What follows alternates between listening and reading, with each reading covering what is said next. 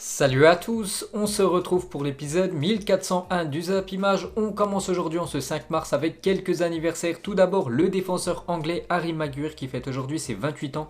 Il est à ce jour le défenseur le plus cher de l'histoire, 93 millions d'euros qu'avait dépensé cette équipe de Manchester United à Leicester pour s'attacher les services de Maguire. Bon anniversaire à lui. Un autre joueur de Manchester fête son anniversaire aujourd'hui, le milieu brésilien Fred, lui aussi qui fête ses 28 ans aujourd'hui.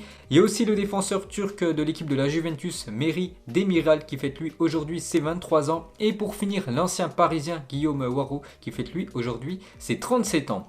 Ensuite, on prend la direction de la Première Ligue. On va parler de l'énorme choc qui avait lieu hier soir en PL. Liverpool contre l'équipe de Chelsea.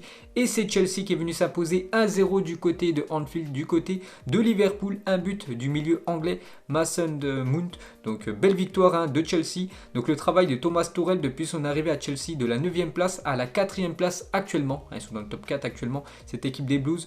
Donc 7 victoires, 3 matchs nuls, 0 défaite depuis que Thomas Tuchel a pris cette équipe de Chelsea. 24 points pris sur 30 possibles, 8 clean sheets. Donc tout va bien actuellement pour cette équipe des Blues. Voilà, qui marque des buts et surtout elle encaisse très peu de buts. J'ai dit 8 clean sheets et sur 22 titularisations en Première Ligue, Edouard Mendy a gardé sa cage inviolée 12 fois, soit un taux de 55% sur les 210 gardiens ayant commencé au moins 10 matchs dans la compétition. C'est le seul à être au-dessus de 50%.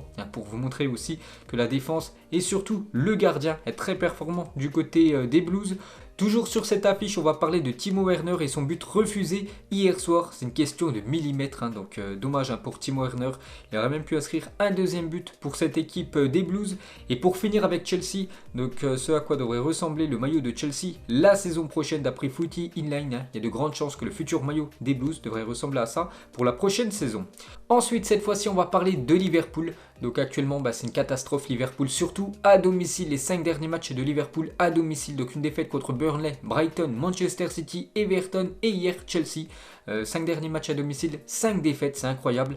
Liverpool enchaîne une 5e défaite consécutive à Anfield et dire que les Reds étaient invaincus pendant 68 matchs avant ça. C'est surtout ça qui est incroyable. Je ne sais pas comment ils font pour sombrer autant cette équipe de Liverpool alors qu'avant elle était intraitable à domicile en Première Ligue. Et en 129 ans d'histoire, jamais Liverpool n'avait enchaîné 5 défaites à Anfield. Donc voilà quand même des stats catastrophiques pour cette équipe anglaise. Toujours avec eux, donc ils ont cadré qu'un seul tir hier face à Chelsea. Les Reds sont tout simplement méconnaissables à domicile. Et cette année, Liverpool n'a marqué qu'un seul but à domicile et c'était sur penalty, Mohamed Salah contre Manchester City. Et nous sommes déjà le 4 mars, seulement un but inscrit par Liverpool à Anfield. C'est une catastrophe, il n'y a rien à dire. En plus, un but inscrit sur penalty, on est déjà début mars. Donc voilà, il y a un gros problème en attaque, même un gros problème aussi en défense avec toutes les blessures. Bon, hier, ils auraient pu obtenir certainement un penalty aussi, cette équipe de Liverpool, puisqu'on peut voir la main de N'Golo Kanté. Donc l'arbitre n'a rien dit.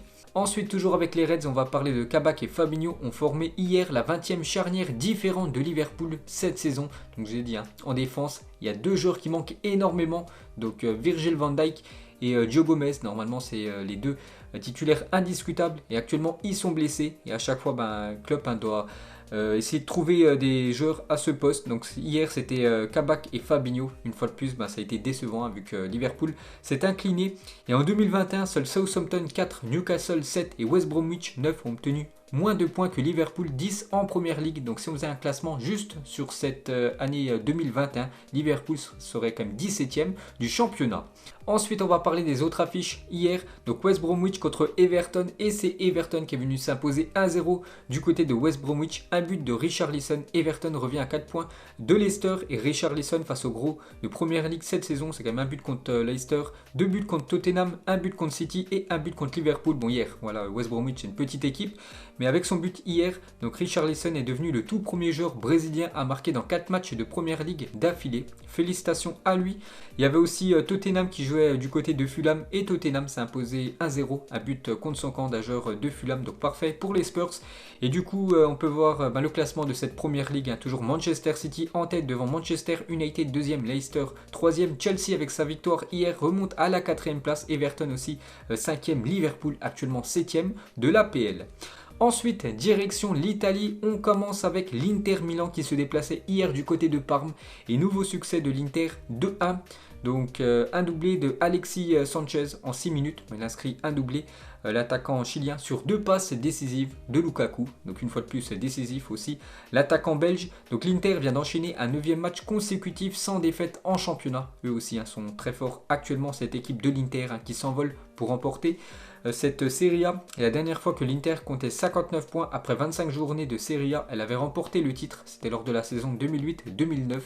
Donc l'Inter fonce tout droit vers le titre. L'Inter actuellement ça a 59 points. Donc 6 points d'avance sur le voisin de l'AC Milan. Et 10 points d'avance sur l'équipe de la Juventus. Bon, la Juventus c'est un match en retard, mais l'Inter est très bien parti pour remporter ce championnat italien.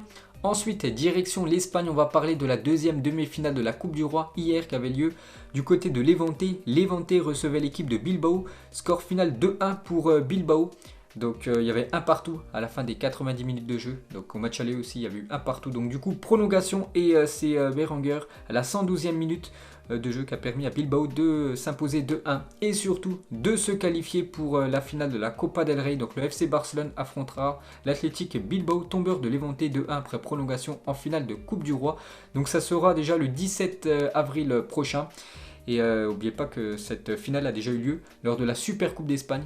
Et la dernière fois que le FC Barcelone avait affronté Bilbao en finale de Coupe du Roi, c'était en 2015. Léo Messi, parti du milieu de terrain, avait dribblé toute la défense basque pour inscrire un but légendaire. Donc bien sûr vous l'avez déjà tous vu, ce but quand Lionel Messi part quasiment du rond central. Et il a dribblé au moins 7 joueurs de l'équipe de Bilbao pour inscrire un but bien sûr. Donc le FC Barcelone en 2015 avait gagné ce match et surtout cette finale 3-1. Donc un doublé de Messi et un but de Neymar.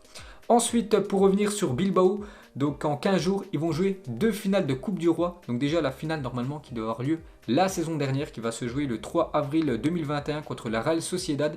Et 2 semaines après, donc le 17 avril, cette fois-ci ça sera la finale de cette année contre le FC Barcelone. Ensuite, toujours avec le Barça, on va parler du héros du match avant-hier, donc Gérard Piqué, avec son deuxième but dans les dernières secondes du match. Donc il a permis à cette équipe du FC Barcelone d'aller en prolongation et de se qualifier après pour la finale de la Coupe du Roi. Donc très mauvaise nouvelle pour lui parce que vous savez qu'il était blessé en fin de match. Donc Gérard Piqué sera absent 3 semaines à cause de son genou. Donc du coup il est forfait pour affronter le Paris Saint-Germain mercredi prochain. Et ça c'est un gros coup dur pour l'équipe du FC Barcelone. Et côté Paris Saint-Germain, on va parler de Neymar, lui qui pourrait être opérationnel pour affronter le FC Barcelone. Donc n'oubliez pas, c'est mercredi prochain.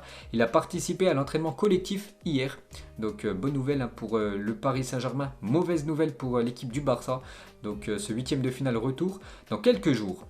Et pour finir sur ce match PSG-Barça, donc Koeman ne croit pas une remontada. Il a dit un 2-0 c'est plus facile à remonter, bien que ça ne soit pas facile. Un 4-1 c'est autre chose. En plus ils ont une grande équipe.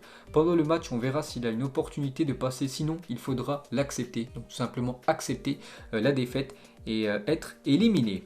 Ensuite, jetez un petit coup d'œil au programme de la journée. Donc ce soir, il y a un match en Liga, Valence contre Villarreal. Il y a aussi un match en Allemagne, Schalke 04 dernier joue contre l'avant-dernier, Mayence. Un match de la peur, sinon il y a des autres matchs un peu partout en Europe. Il y a aussi 2 matchs de Coupe de France, car ce week-end les gars, il n'y a pas de championnat, c'est juste de la Coupe. Donc ce soir, il y aura Aubagne contre Toulouse et Beauvais contre Boulogne. Tous les autres matchs bien sûr de Coupe de France se joueront ce week-end. Ensuite, on va parler du Racing Club de Lens dans le top 4 des meilleurs promus de Ligue 1 sur les 20 dernières années. Félicitations à eux, parce qu'après 28 journées, ils ont déjà obtenu 44 points. Donc ils se classent à la 4e position des meilleurs promus sur les 20 dernières années.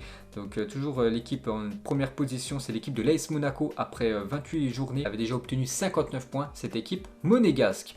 Et pour finir avec cette Ligue 1, cette fois-ci on va parler de la course au titre, les confrontations directes entre les grosses équipes françaises, donc entre les 4 premiers. Donc il y aura un Monaco-Lille, un Lyon-Paris Saint-Germain, un PSG-Lille, un Lyon-Lille et un Monaco-Lyon lors de la 35e journée.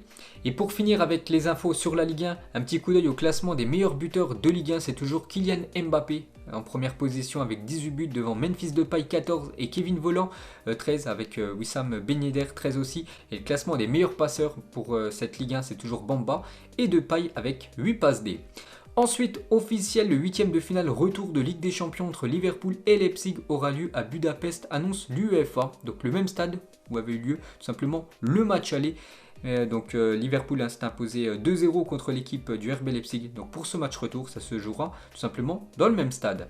Ensuite officiel, Bruno Genesio est le nouvel entraîneur du Stade Rennais. On avait parlé beaucoup hier qu'il y avait de fortes chances que ça soit Genesio, mais c'était toujours pas officiel. Et maintenant, ça l'est depuis hier dans la soirée. Donc l'ancien coach lyonnais revient en France parce qu'avant il entraînait une équipe en Chine. Et du coup, c'est le nouveau coach du Stade Rennais.